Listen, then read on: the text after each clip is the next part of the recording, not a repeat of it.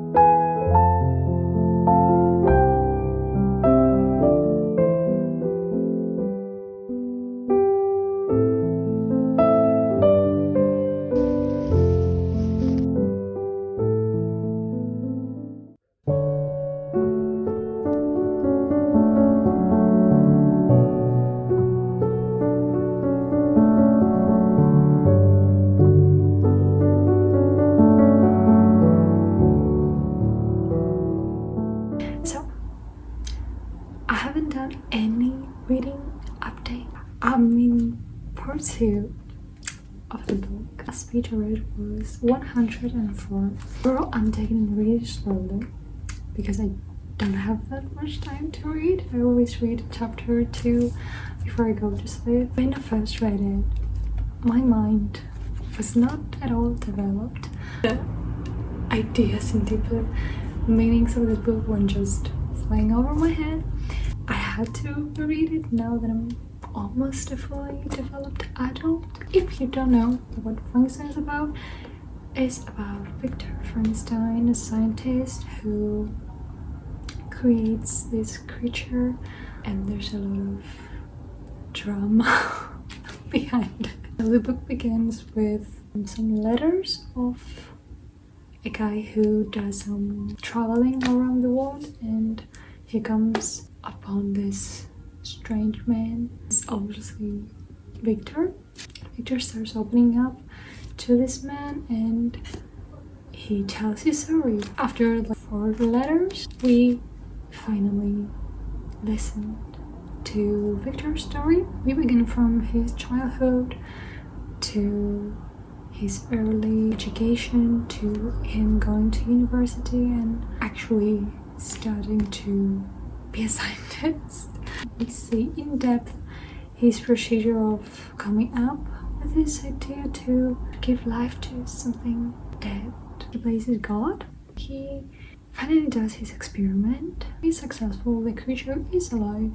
And on the same night, the creature runs away from his laboratory. We don't hear anything for a couple of years. But then something very tragic happens in his family. So Victor returns back to Geneva, his hometown, and after some time he comes across his creature, and that's what's the part of this book so far. The part that I almost started crying.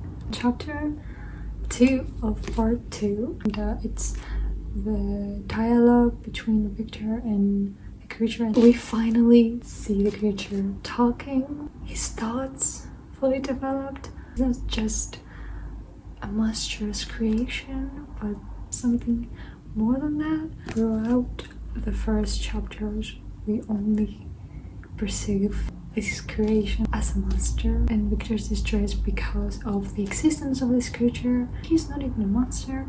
He was pressured to be that because everyone is scared of him because of his appearance. He was given life and was just deserted by everyone, by his creator, his father. That loneliness impacted him to become something that he didn't even want to become something monstrous, something that would create havoc and disaster and death. He was not meant for that. Society made the monster that he is. In this dialogue, the creature asks Victor to let him tell his story, what has happened the past years that they're apart. And if this story is not acceptable for Victor, is not believable, then he can kill his own creature. This is not about monster, obviously. This is about how society treats anything that's different, from appearance to ethnicity to sexuality, to how this stance of the society pushes those people to do things that obviously don't want to do, be the worst version of themselves. It's very clear even now in this century. There's so many things behind the words when Mary freaking Sally is an icon. Having now all the knowledge of her backstory just makes it hit even harder. Victor is Sally's husband. Mary assigned herself this kind of creature. How many people made so many promises to her, but then the only thing that was left was them taking advantage of her. I have so many tabs already. I have a system, obviously. I will definitely update you when I'm further into the book.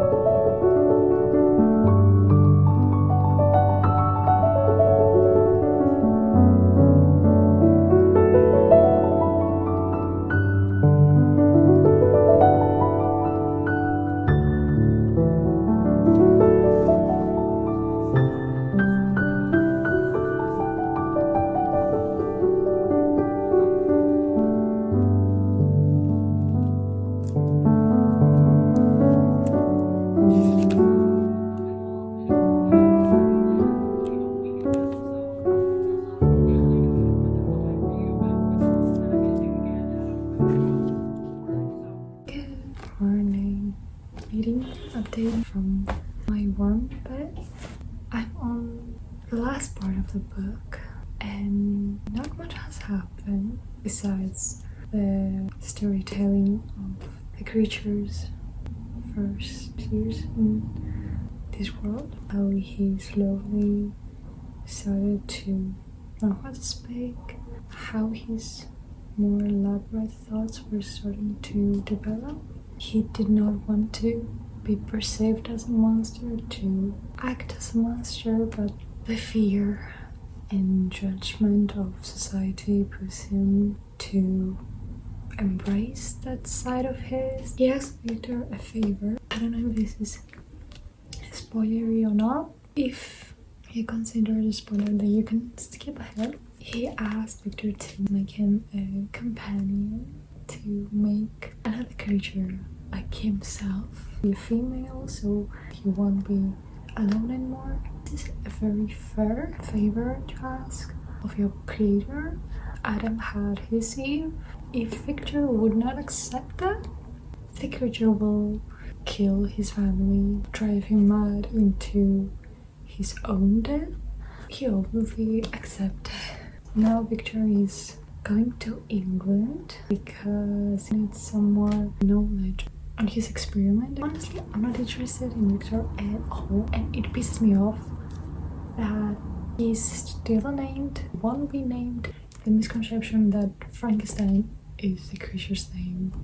No, it's his creator's last name. He never gets to have his own identity. This is a sad book, not a horror story.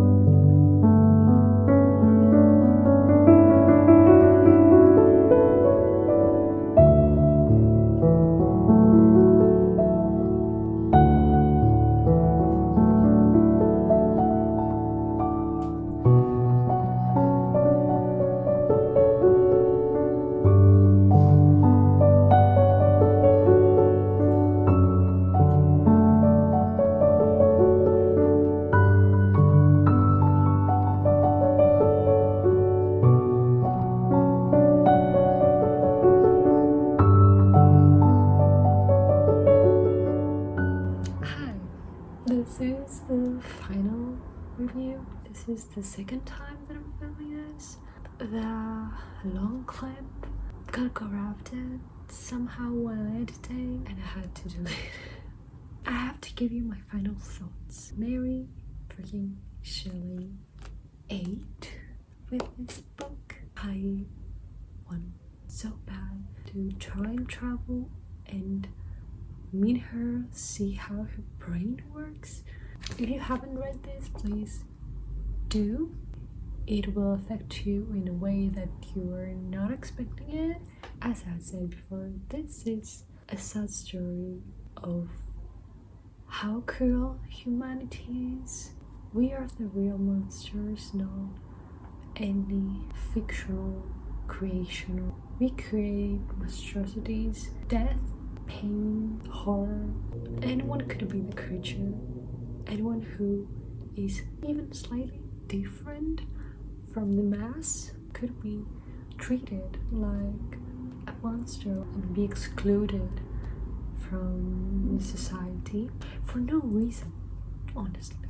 Also a very prevalent theme if you consider this book that way is domestic abuse, since Victor is the creature's father, because he abandons his own creation, doesn't give him a name, doesn't offer him anything other than a miserable life. the creature has to figure out everything by his own. And all of this hate towards him creates more death in the end, and very excusable deaths, because if Victor would have done what the deal was, everything would have worked well, because all the creature wanted was love, to be treated as everyone else, to live his life as he wanted. In this duo dynamic, unfortunately, Victor had the upper hand. He broke his promise. Like, that's inexcusable. Maricela really was successful in creating a very dislikable character. And the important factor in this all trying to exclude someone is that he gave no name to the creature, even though he had the chance. Took the humanity of the creature, kept calling him Prometheus since that was the other title. His identity is non-existent, is stolen from Victor. We tend to forget one's name when something not necessarily bad, I think that's out of the norm happens, and we kind of generalize that person. This was an emotional roller coaster. I did cry. Frustration got the better of me, especially in the end. It also has the dynamics between men and women, how society treats women. Like, for example, whiteness, it was used in a healthy aspect then, or whenever a woman was just acting differently from what the patriarchy wanted them. Overall, I gave it a 4.5, 4.75 because of Victor. If Victor wasn't such a huge element of the book, I would probably have given it a 5-star. Yeah, it has beautiful prose, beautiful quotes. I underlined so many things. I have so many thoughts, but so little time and storage in my phone to expand on. That was a video. I hope you enjoyed it. It took me so freaking long to edit it because of all the storage mishaps. Merry Christmas to you all. Hope you will have nice holidays. I will see you on next one. Bye.